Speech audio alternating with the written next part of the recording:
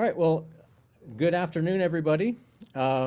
We are here with um, Willie Clark, Mark Jenkins, Mike Roylance, and Carol Jantsch, some illustrious folks from some great large ensemble organizations. So we're going to just jump right in and have them introduce themselves and tell us what they do and how they got to where have they got to where they are right now. So our first question for all of you is just go ahead and tell us what you do and how you got there, sort of a brief bio. And to take your time, we'll start at the top of my screen, which is Willie Clark. Woo! Hey, hello, I'm Willie Clark. I play tuba in the United States Air Force Band. I came here by way of Disney World, actually, right out of college at University of Illinois. I only did 3 years there. And that's how I met Mike Roylance in the future course of it, and how I met Mark Thiele in the tuba fours. Before going on to the University of Georgia with, I call them Air Circle, and then I auditioned for the Air Force Band. And here I am. That's the journey. Great. How long have you been in the Air Force Band, Willie? This will be the 18th year, if you can believe that. Time Oh my flies. God. Time keeps on slipping. Yes, it does. Wow. And what are some other things that you do outside of the Air Force Band? I I principal tuba in the National Philharmonic Orchestra, and a lot of freelancing with quintets, Dixieland gigs, all sorts of things, whatever tuba needs are needed, if you will. Oh yeah, and I'll be teaching tuba at the University of Maryland this fall. That's new. What? Wow. Yeah, that just happened. Boom. Wow, you're going to be Wow, teaching one of my former students, I think, Cameron Farnsworth. Do you know who he very is? cool. Looking forward to it. All right, thanks, Willie. How about Mark Jenkins? Hi, everyone. Yeah, so I got my schooling with Dr. Brian Bowman at Duquesne University and University of North Texas. That's where I get my undergraduate degree. Right before the undergraduate degree was over, the Marine Band audition popped up, and I thought I would take it. And I was lucky enough to win that audition, so that was 2002. Since I got in the band, I was able to get my master's degree at University of Maryland, Willie. And I also got my doctorate at George Mason University, and I'm teaching euphonium there as well as being principal euphonium of the United States Marine Band. So that takes me up to where we're at today. And how long have you been in the Marine Band, Mark? 19 years. 19 years this year. Yeah. Are you starting to feel the itch yet? The retirement itch? Is it coming? Yes. All right, let's go to Carol. Hey everybody, pleasure to be here with you today. Yeah, so I play tuba in the Philadelphia Orchestra.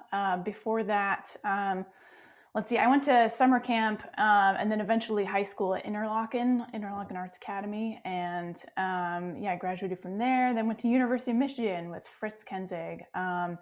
And so yeah, it was while I was still a senior there that I won my job in Philly. And it's been 15 years since then. It's been crazy. So yeah, I think I've got some other side projects. I teach at Yale University. I have a cover band called Tubular. I have a nonprofit called Tubas for Good. And recently started a quarantine podcast because, like everyone else and their mom, but yeah, it's called Rising Stars podcast, featuring young brass musicians of traditionally underrepresented demographics. Awesome, thank you. And Mike. Greetings. Let's see. What am I supposed to answer? Let's see. So I play tuba in the Boston Symphony. This is the start of my 19th season this summer. It's crazy. I think we're all kind of around the same tenure. Um, Prior to that, I was at Walt Disney World with both Willie Clark and Mark Thiele, and was there for 12 years, if that dates me.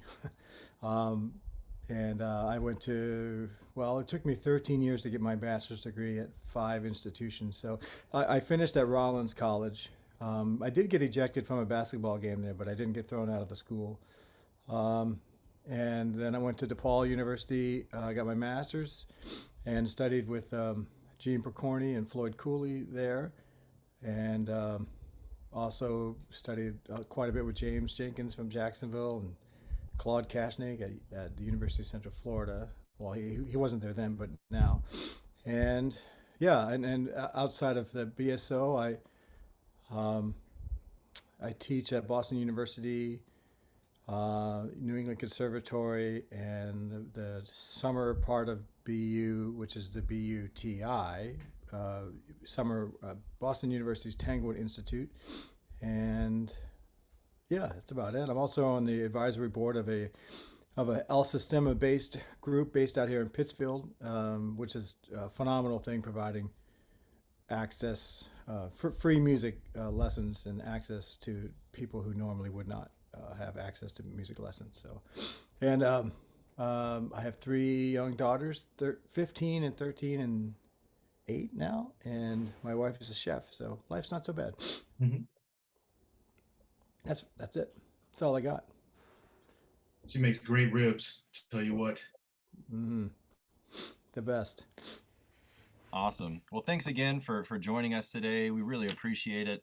One of the other questions we were going to ask is each of you, I know this is going to differ quite a bit, what your weekly, what your day is like, what your week looks like. As many of you mentioned, you have a lot of different responsibilities outside of your performing ensembles, but if you could tell us maybe a little bit about what life is like within your orchestra or within your band for the general membership who's going to watch this, and then maybe tell us a little bit about the colleges that you teach at or some of your outside projects and how that fits into your week and how you're able to balance all of that.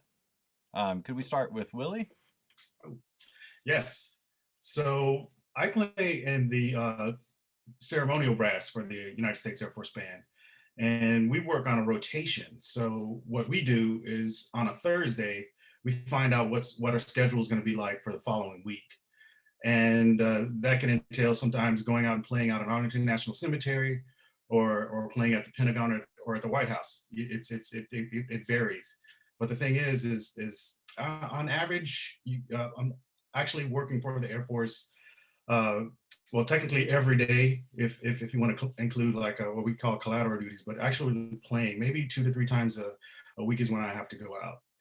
And it allows me to do a little bit more freelancing because the schedule is more flexible.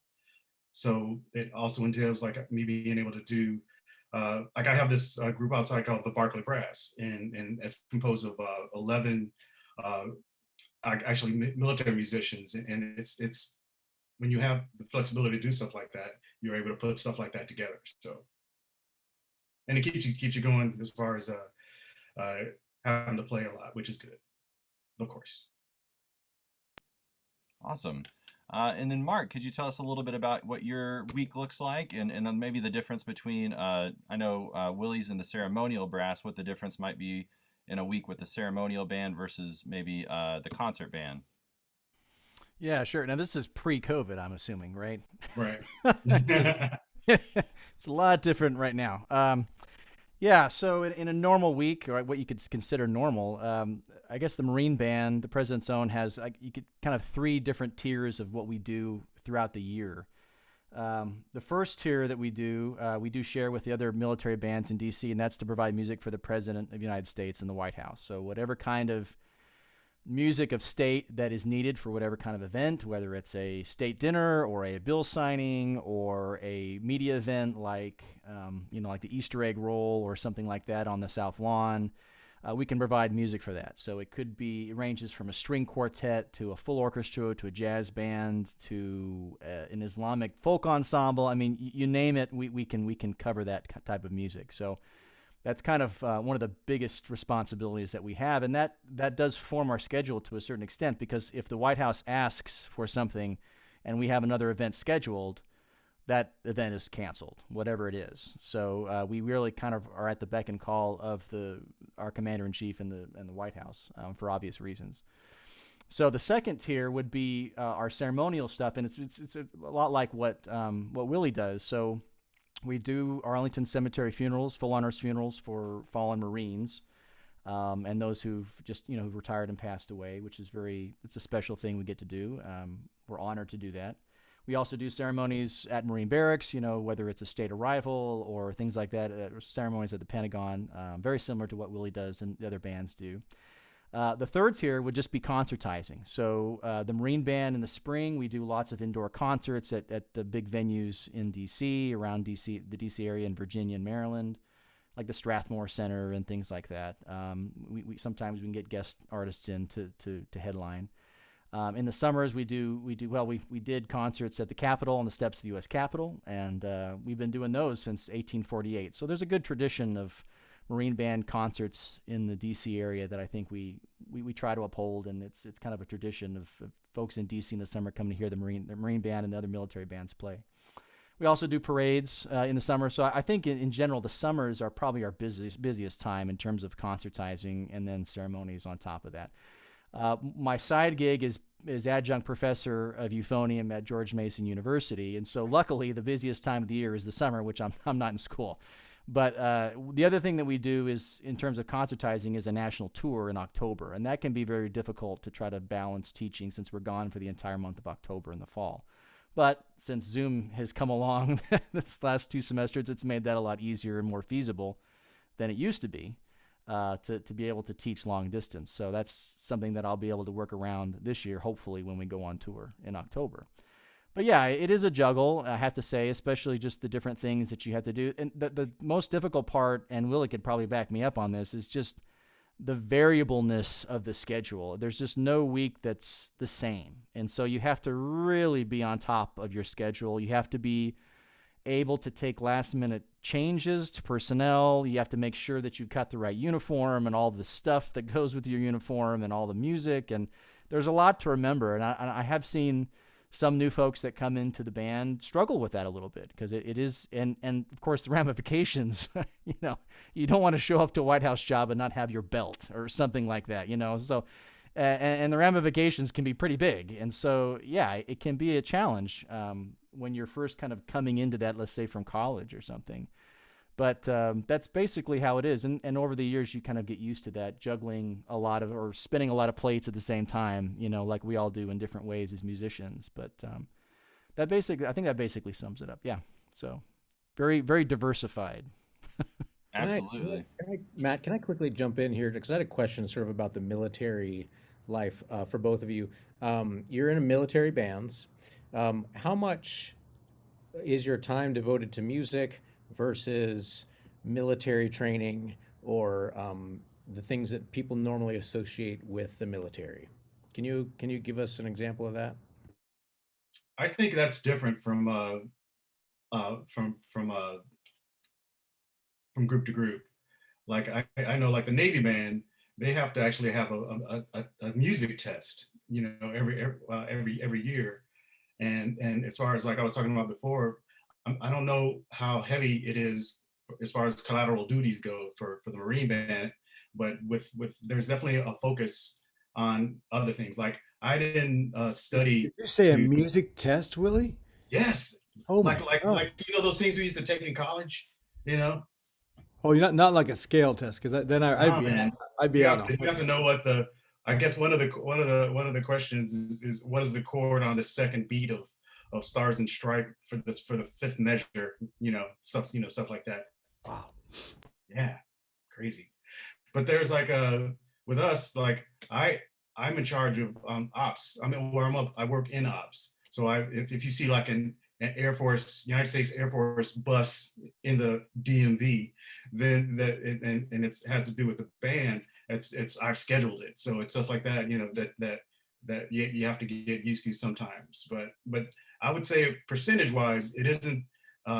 It can be as much or as little as you want to do. It depends on how fast you're trying to get promoted, in issues like that. So, but I'd say everything else is pretty similar.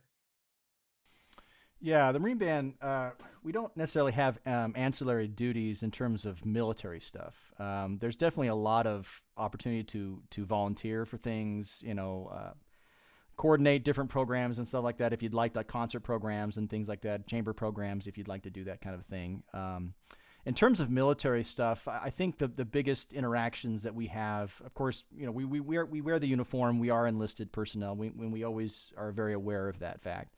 But I think that these ceremonial events, and Willie could definitely back me up on this. Just the very high visibility ceremonial events, like high visibility funerals at Arlington Cemetery, of course, the inauguration for us, which we just did. I mean, that's extremely high visibility.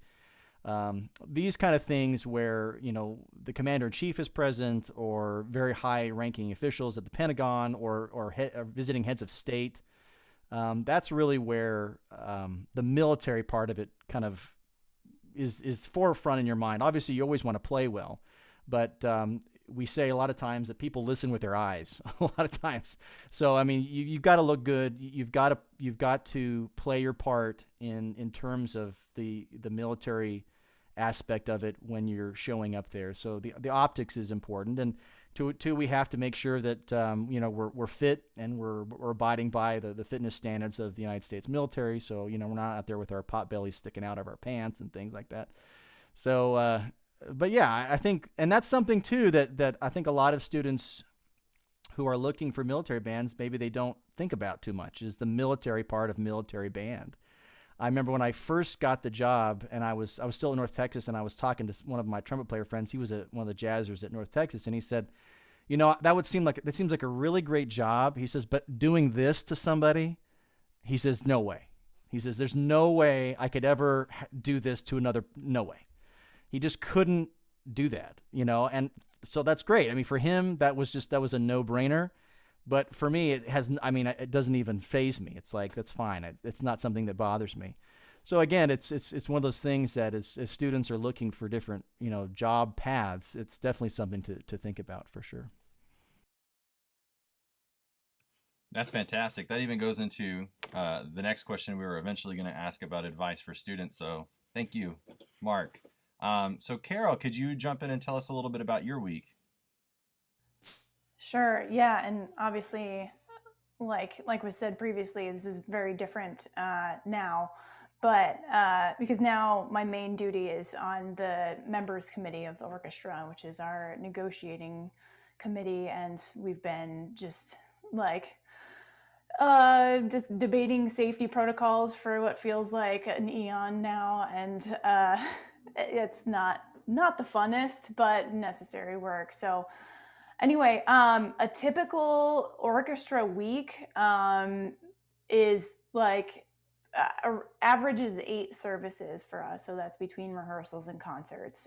So 3 or 4 rehearsals for 3 or 4 concerts. Sometimes there's a school concert during the week or a family concert on the weekend. Sometimes there's special concerts, but usually during the subscription season, we're probably Thursday, Friday, Saturday, sometimes Sunday concerts. And our Friday concerts actually here are usually at 2 p.m., which is fun to have your Friday nights free.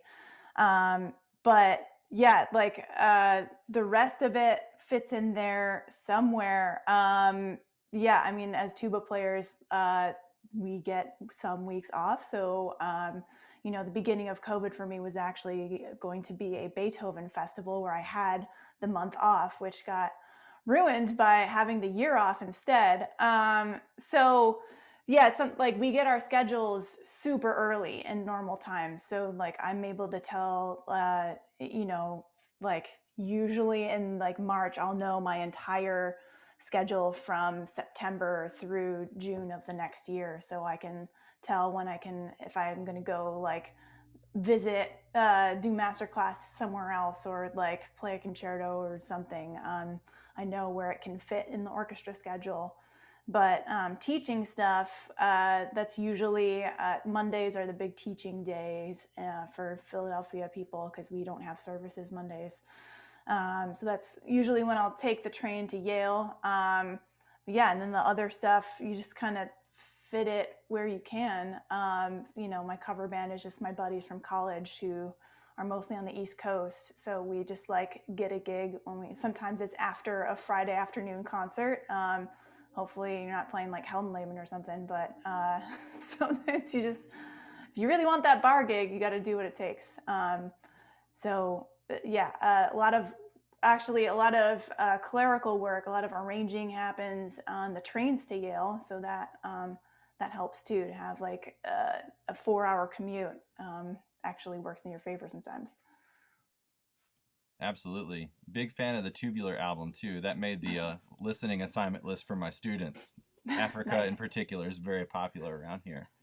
And then Mike, could you share a little bit about your week with us? You're on mute. Mark, you did that to me. Way to go, Mark. So pre-COVID, I mean, so my life is divided into three main components, you know, one being the BSO, one being teaching, and one being family. And with the BSO, we have three distinct parts, one being the Boston Symphony, which is primarily major symphonic works, and one being the Boston Pops, which is pops, and whatever that means. And then the other part of our season is Tanglewood. And so we're in Tanglewood for 8 weeks of the year. We do approximately 8 weeks of Pops work spread out between December and the springtime, and then the remainder is symphonic or BSO work. It's the same orchestra with the different color bow tie, essentially. So sometimes my schedules can be busier than others at work, but generally it's a 7 or 8 service week, much like Carol. I usually go in Tuesday. I have rehearsals start at 10:30, which is great because it's after the rush. And so I have one rehearsal on Tuesday, usually 2 on Wednesday, usually 1 on Thursday, and then a concert Thursday night, a concert, a Friday matinee, and then a Saturday night concert. Sometimes we have a holdover concert on the following Tuesday night as well, but usually I would say about 5 of those a year. When the Pops hits, we can, like December Pops or Holiday Pops, as they call it, in a 2.5 week run, it's not unusual to have 50 shows. I mean, it really ramps up to two concerts, a minimum a day, sometimes 3 a day for several days in a row. A lot of it is optional, but it's extra money if you want to do it. So it's, you know, it's essentially like freelancing within your own job, and you first right of refusal if you want. And then I teach. Between the two schools, I average between, I'd say on a low side, a total of 7 hours, high side around 13 hours of teaching between the two schools. And I tend to try to fit those in the mornings before the BSO rehearsal. So my day starts pretty early. I've got 3 young kids and they're up early. So I'm dropping off one of my kids at 6:30 at their school, and then I start teaching at 7. And so we do studio class at 7, and then I try to get 3 hours of teaching in before the BSO rehearsal. So Tuesday, Wednesday, and Thursday, by the time Thursday rolls around, I've already got 9 hours of teaching in before 10 a.m. every day. And then my Fridays are totally free. Sometimes I have to do a little bit extra work, and then, but most importantly, I'm home every night, and except for concert nights, I'm home after school and I'm home at night with the family, which is my ultimate priority right now. And so then in the summer, it gets a little bit crazy workload wise, because we have, during the regular season in Boston, we'll do, much like most orchestras, we'll do 1 program per week, and we have 3 or 4 rehearsals per program, and then we do 3 or 4 concerts of the same program. Whereas out in the summer at Tanglewood, we'll have 3 different programs every week. So it's literally triple the workload, and we actually have 1 less rehearsal overall. So it definitely keeps you on your toes. I remember when I won the job, it was it took a while. I mean, because to prepare for the audition is one thing, the excerpts is one thing, but then to learn, you know, I mean, each major work is an hour-long piece, which you really have to learn inside and out, and it's not just the big licks that you have to learn. And it took a while, but generally that's my routine. Yeah, I like to fly planes and ride bike when I'm not doing that, but that doesn't happen that often these days. So Awesome, thanks.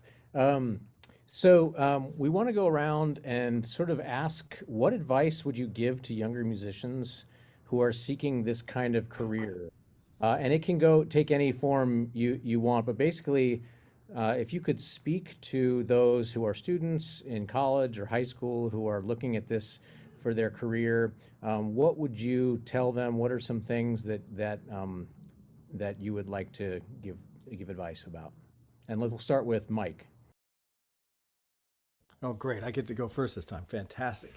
My advice for college or high school age or people wanting to go down this career path of being a professional performer, just like the military, or just like Disney and just like the BSO, playing is a big part of it, but getting along with everybody else is 90% of the job. And doing all the extra work is really what it's about. So hone your people skills right off the bat. But my general advice to everybody that wants to get into this career field is get a good horse. And a horse, by that I mean a lot of people and you'll know who I'm talking about, but a lot of people, maybe freshman, sophomore year, they're done. They're like, well, I don't know if I have a chance. I don't know if I can do it. Their horse is done. They get off and they find a different career. That's fine. Some people make it to their senior year and their horse keeps going. Some people go to grad school after that. I didn't go to grad school till I was 30 or 31. And if my horse had given up before then, I would be doing something else right now. So yeah, I guess the overarching advice behind that is that it follow your dream no matter what. If it's playing, if it's performing, everybody blossoms at different points in their life and different points in their career. Some people are really young when they hit it. Some people it takes 10, 15 years longer, sometimes 20. I mean, I know our former second horn player, the BSO was his 67th audition. So how many people would have given up before then? And then he had a 20-year career with the BSO after that. So anyway, it absolutely, if it's your dream, do it. It doesn't matter what your dream is, follow it. So sorry, I know you guys were all going to say the same thing, but there you go. Okay, I guess we can go. Let's go to Carol. Sure, I will happily piggyback on everything Mike just said. Yeah, the being a good colleague part, I feel like is far underrated and not really spoken about in school, because it's a real thing. Like, a professional orchestra audition doesn't at this point have an interview component, but like if you're gonna freelance, you better be pleasant to be around, right? Like you want to get called again, you should be like, yeah, nice to your colleagues. But like on a more introspective note though, like I do feel like we spend a lot of time, and this is natural, but in college, in school generally, we're focusing a lot on the things that we want to fix, which means that we are constantly seeking out the negative things in our own playing and others. And that's why I think it's really important to learn to give a good compliment. Like learn to compliment your colleagues and yourself sincerely and specifically. Like it's more than just saying good job after a concert. It's being like, hey man, like your vibrato has gotten like way better. I can tell like you've been working on it a lot. I just want to point it out. Something really specific feels more genuine.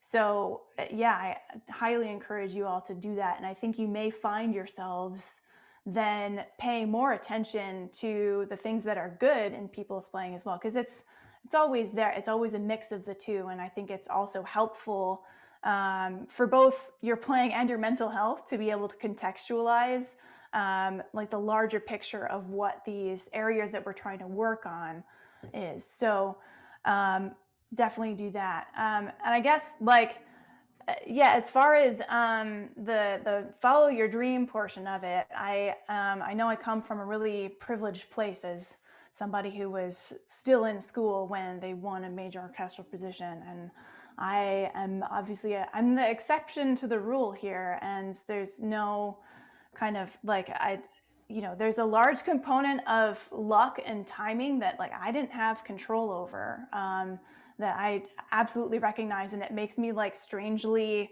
nervous in retrospect about like how easily this could have not worked out for me. And so I don't know if I would say follow your dreams no matter what, because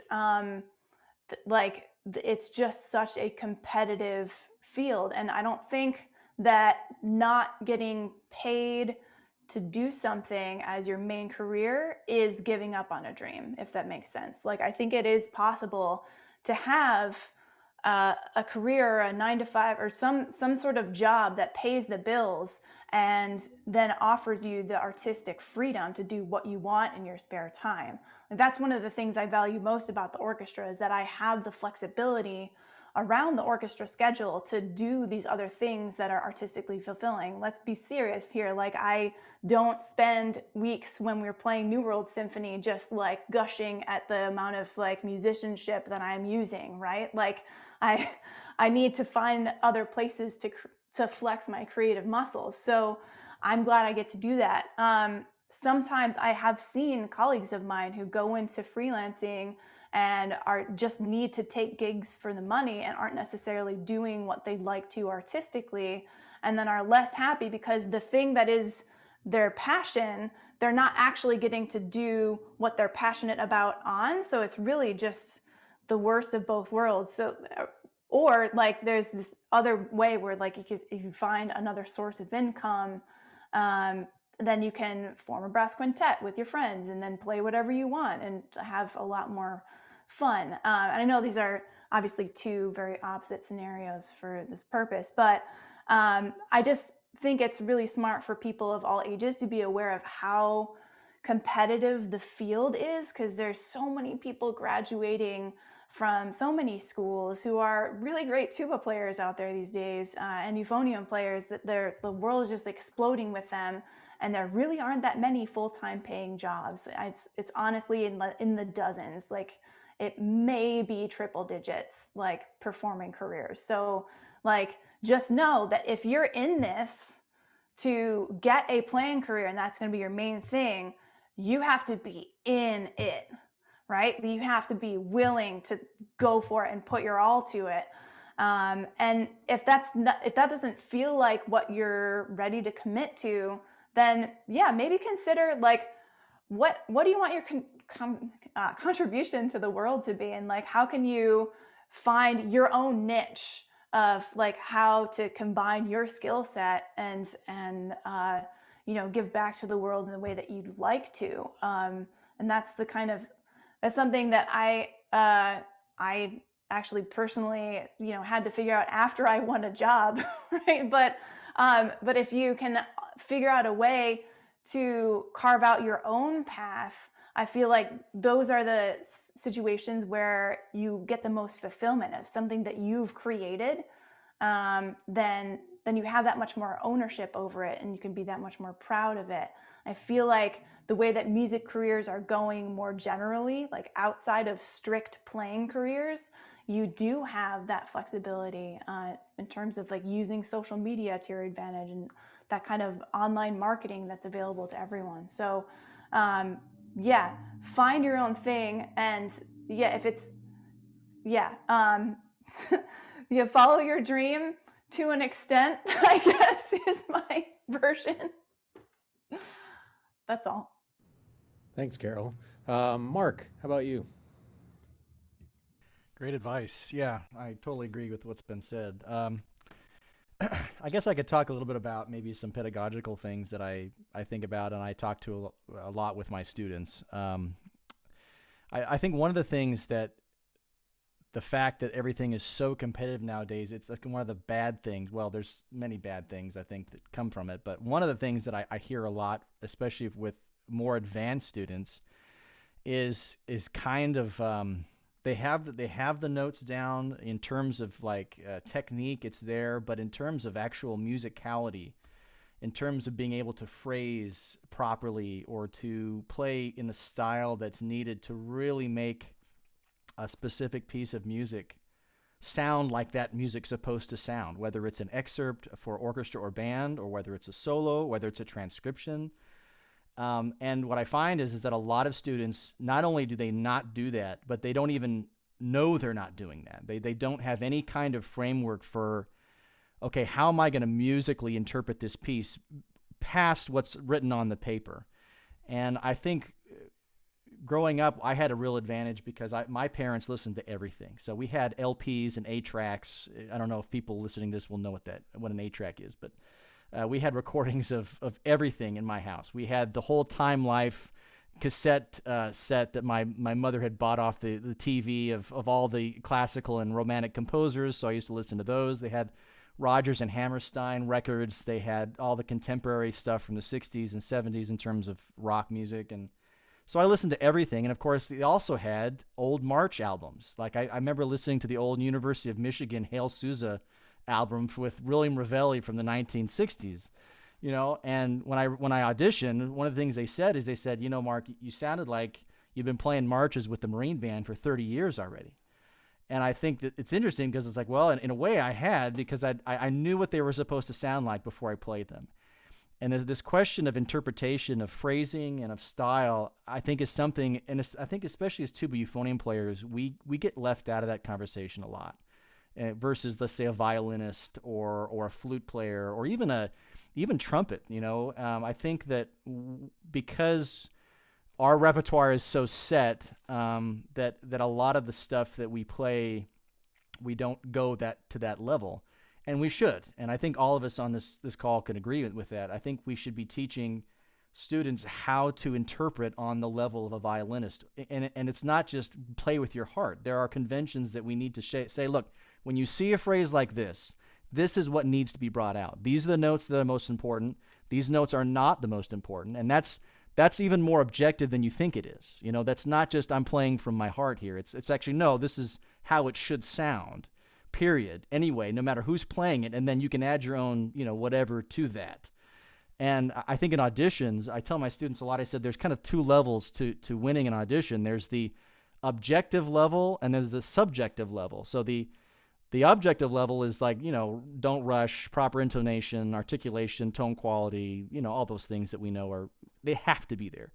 But then there's a subjective level on top of that, which is style, interpretation, you know, musicality, that I think that those are the things that really push an auditionee over the top in terms of who's going to win this job. At least on the auditions that I've sat in.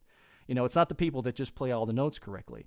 And again, it's in art. It's a part of the art form that I think tuba and euphonium players don't get enough of in terms of our study. I think we study a lot of how not to frack a note and how not to sound, you know, like, you know, this huge instrument, you know, this elephant in a bathtub. But we don't hear enough of, okay, you know, how would a vocalist interpret this exactly? What would it sound like in terms of stressing what notes, you know, and those kind of things. In terms of your use of vibrato, is it just on there because it's pretty, or is it functional? Is it a type of emphasis that you put on certain notes and not others? Why would you put it on those notes? And the other thing, just to briefly bring up, and I'll stop talking, but the second one is just in terms of ear training. I think one of the things also that students that I'm seeing are lacking in is this idea that your ear has to be able to hear the music. We have to preconceive the music before we play it as we're reading. And I know that might seem really simple and basic, but I think a lot of students get into this rut of woodshedding something over and over and over and over again for hours and hours till it's completely down by muscle memory, and they're not even thinking in their brain anymore. The brain is shut off by that point. And so they think performance is basically kind of a regurgitation of just plain muscle memory, and that's it. And so this idea of being able to create in the moment, idea of being able to change things and express in the moment can't happen because they're not preconceiving or hearing music in their mind, and that comes through ear training practice off the instrument. So I think in terms of what students can do today, they can really start taking ear training serious as part of their practicing, as part of something. So when they look at a piece of music, they can instantly hear it in their brains. They're not having to work out the fingerings, and they're thinking of it in terms of technique. They're thinking of it actually in terms of aural sound in their mind before they play it. And that's the secret to sight reading. That's the secret to practicing something and getting somewhere fast, rather than constantly being dogged by something that you can't remember, after you've played it for 4 hours in a row. So yeah, I think style and ear training are the two things that I think would definitely help students. Thanks, Mark. Willie, how about you? Yeah, so you definitely have to have a passion for it, from the get, I think. And you know that, even when you're in high school. And the thing is that I think for me was trying to decide like where I wanted to go and study. So my recommendation would be like study with a teacher that's doing what you want to do, either that or studying with a teacher who their students are getting jobs and doing the type of things that you want to do. So it's like, and that's how I ended up with Fritz Kinzig. And Carol knows this, I guess, since you studied with him as well. And he was. I remember one of my first lessons with him was him just putting my feet to the fire, saying, people are going to expect you to be this way, and I put it to you to prove them wrong. So and that's the type of teacher I wanted. So that's what I went for.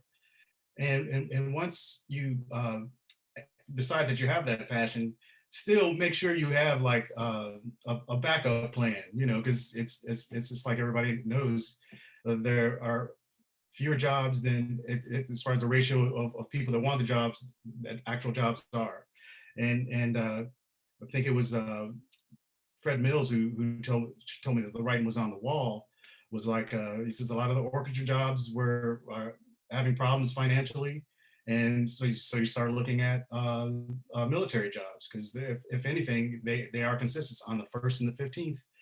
If you aren't paid, something has gone horribly wrong. So it's a thing once you get to college, is because they don't actually have freelance 101 either. I really wish they did. And that would go to how do you treat your colleagues, and because these are connections that you're making that could be life connections. You never know. So you want to try not to burn bridges in most situations.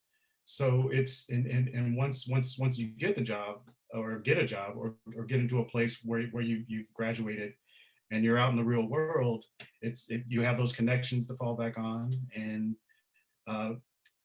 as well, I'd say maybe not trying to pigeonhole yourself either, because one thing that's worked for me is I'm able to do orchestral gigs, and I'm also able to do New Orleans, tuba stuff where you're just reading changes and then turn on the dime and do a solo for somebody. So it's trying, but that's a ratio you want to be careful about as well, because you don't want to be a jack of all trades, master of none. So it's all these things that you have to figure out that's going to work best for you. And at the same time trying not to, like I said, burn bridges, and just treating people like you would like to be treated. And I think you get off fine doing it that way as well. So, and man, as Mark was saying, it's like listening is so huge. Like the reason I think I have and people like Mike as well, it's just like, or everybody on this call, it's just like they have a cornucopia of knowledge about different genres of music. So for me, if it grooves, I don't care what it is, I like it, and I'll listen to it. So and I think that comes out in our playing as well. It's being able to draw on these experiences that you've come through, and the recordings that you've listened to, and it helps with intonation and everything. And for sight reading, like I tell students, it's like the only way to get better at sight reading is to sight read, So so just sight read as much as you can, and when you come up on an audition situation when something gets thrown in front of you, you have a much better chance of getting through it than leaving that to the side for a long time, which a lot of students do. So I guess so. Yeah, it's I think the underlying thing for we're all talking about is treating your colleagues right, and if you're going to strive for something, really go for it. but make sure you have something to fall back on. So if that makes any sense. Man, thanks so much, everyone, for your time. This is something we could probably continue on for. There's so many questions I have to ask to go on a lot of the things that you've all mentioned. So many things to mull over, but we got a really difficult task from ITEA. They've put Mark and I together, and they said do an hour-long panel discussion on careers, and there's so many different careers in our field. So that's why we've kind of split this into thirds. We just had a conversation with some folks in higher education, and then with some performers today, and then and many of you've mentioned, you know, entrepreneurship and versatility in careers, and that's why we have a whole section devoted to those, like you know, who are doing what we're considering non-traditional careers. Scott Sutherland and Tuba Fresh, and some really fun folks that I'm excited to talk to. Andy Hitz later this week to talk about, you know, those paths as well, some of those different avenues to pursue in this 21st century, and especially inspired by everything we've all had to learn during this period of COVID. So thanks so much for being so generous with your time and for your responses, and it's been great to hear and spend some time with you. Mark, do you have any parting questions or thoughts? No, thank you all again for doing this with us. I think we could go on for a long time, but we know your time is valuable, and we really appreciate you doing this with us. I think it's going to be a really great final product. We're just so glad that you took time to do it. So thank you. And no, I don't have any other questions right now, but thank you. Well, thanks. Yeah. Thanks for having us. Yeah, Thanks, have a good rest of everybody. your day. Take care. Good to see everybody. Take care. Bye. Bye all.